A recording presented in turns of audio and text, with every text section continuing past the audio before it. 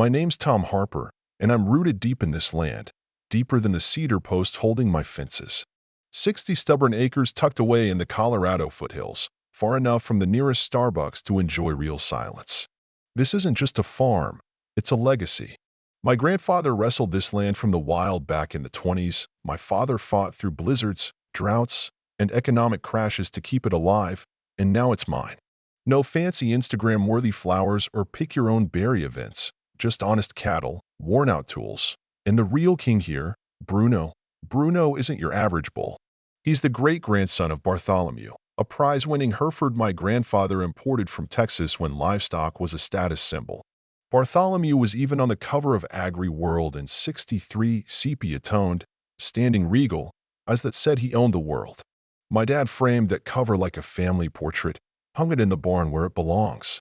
Bruno's bigger, meaner, but somehow he carries that same aura, the kind that makes you think twice before hopping a fence uninvited.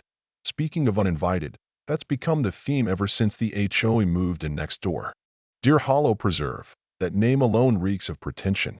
Folks there act like buying a 2,000 square foot house with matching mailboxes makes them lords of the land. Their queen?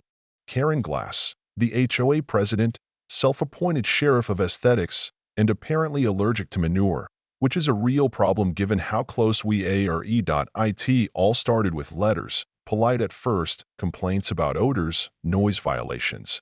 Even one claiming my barn was historically inappropriate for the neighborhood's visual cohesion. I laughed, poured myself a coffee, and ignored them. But Karen doesn't like being ignored. Next thing I know, she's standing on my driveway in a tailored blouse with a clipboard, demanding to inspect my property lines.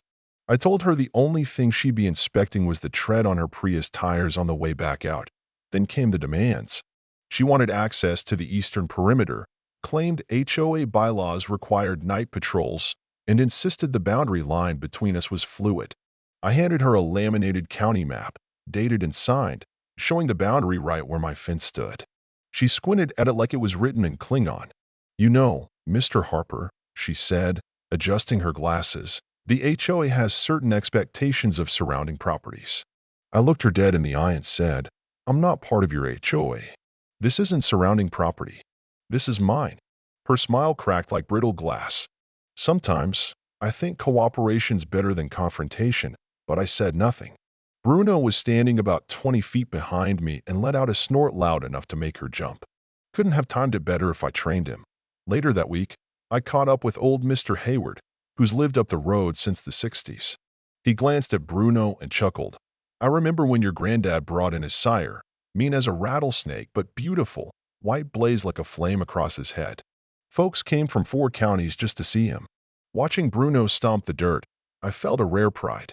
My farm might not be shiny, but it held history, and no HOA president was going to rewrite that on my watch."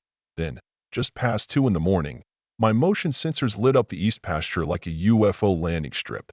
I barely had time to check my tablet when the feed showed a guy in tactical cargo pants and a windbreaker climbing over my 6-foot reinforced fence like he was storming Normandy.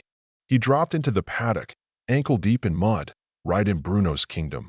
That guy was not briefed. Bruno lifted his massive head from the hay, let out a sound like Satan gargling diesel, and locked eyes with the intruder. The man froze. Camera caught the exact moment his brain screamed, "Run." I hit record. 30 seconds later, another figure appeared, climbing the fence less gracefully, yelling, "Jim. Jim, where are you?" It was Karen. Of course, it was Karen. She straddled the top rail like a panicked koala, wobbled, and then fell right into a fresh pile of Bruno's handiwork. The thud was art.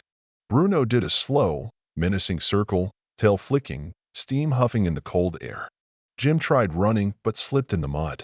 Karen screamed as Bruno lunged, not to gore, but to kick up a cloud of dirt and manure that covered her head to toe, a proper baptism. By then, I was on the barn roof deck, coffee in one hand, megaphone in the other, flipping on loudspeakers with a police scanner loop. All units, code 45 in progress. Trespass in livestock zone. Remain on site. They froze like deer in headlights. Karen slipped again. Jim made a break for it, but Bruno rammed the feed trough, sending it crashing into Jim's legs. He yelped, hung halfway over the fence, pants snagged on a nail, his boxers branded HA. Karen started yelling something about a rescue operation, but I calmly said through the megaphone, "Please stay in place. Livestock may become agitated by erratic movement." Karen tried using her tablet as a shield, but Bruno snorted, flicked his head, and caught at midair with a horn, flinging it into the mud like a frisbee of doom. I laughed so hard I nearly spilled my coffee. Eventually, I opened the gate remotely. Bruno stood noble as the invaders scrambled out, slipping, shrieking, coated in shame and cow feces. Not a word from them, except Karen muttering something about filing a federal complaint. I looked at Bruno, who'd gone back to his hay like nothing happened. He looked up, chewed thoughtfully, and let out a sound I swear meant peasants. I nodded. Damn right, Bruno. 3 days passed, and things went quiet. No letters, no midnight stakeouts, not even a passive-aggressive email. But I knew better than to think Karen had given up. Just after 10:31 night, I heard tires crunch on gravel. A silver Lexus parked outside the gate, engine humming, high beams off. A knock on the porch, 3 short taps, a pause, 2 more. I opened the door in my flannel and boots. There she was, Karen Glass, trench coat cream-colored, perfect curls, and a perfume cloud no farm animal deserved. "Tom," she said sweetly, clutching a folder like it held the Holy Grail. "May I come in to talk privately?" I stared a moment, then stepped aside. 5 minutes. And you stay on the rug. She walked in dainty, looked around like mentally cataloging complaints.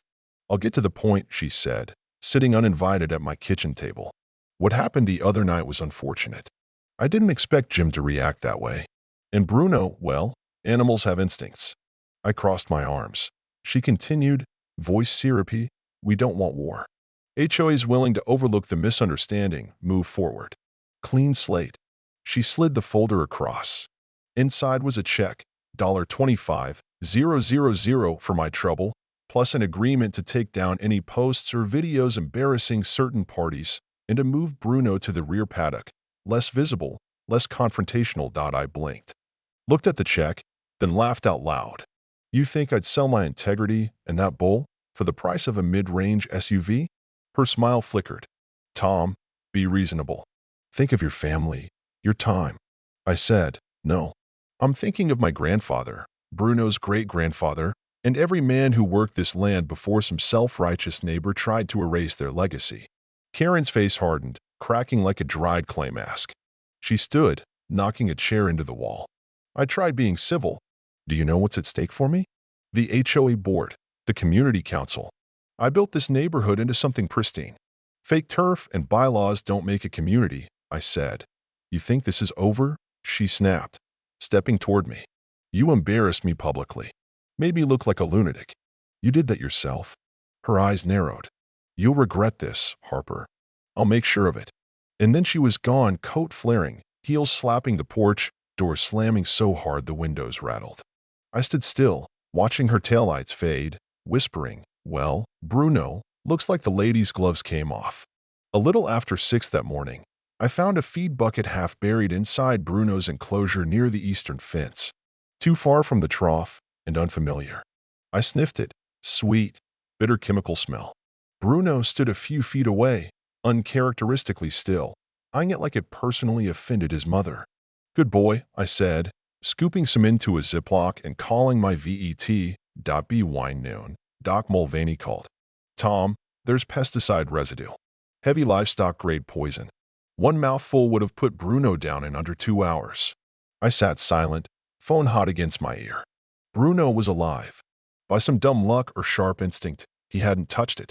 But this wasn't vandalism. It was a hit job. I filed a police report, trespassing, attempted destruction, malicious poisoning.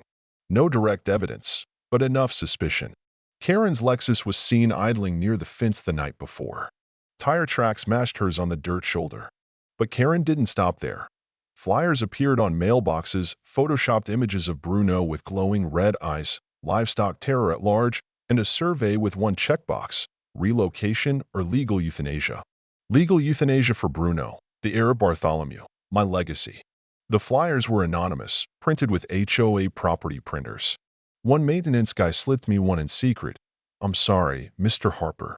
She made us do it. By midweek, Anonymous calls flooded in blocked numbers, fake accents, a woman pretending to be from the Department of Agricultural Aesthetics asking if my livestock had visually disruptive patterns. Another whispered, "Moo," then hung up. Karen was losing subtlety. Then came the watchers, two folding chairs just outside my fence, HOA volunteers in polos with clipboards, eyeballing Bruno like he was plotting escape. I walked out with coffee, asked, "Enjoying the show?" One stammered about routine.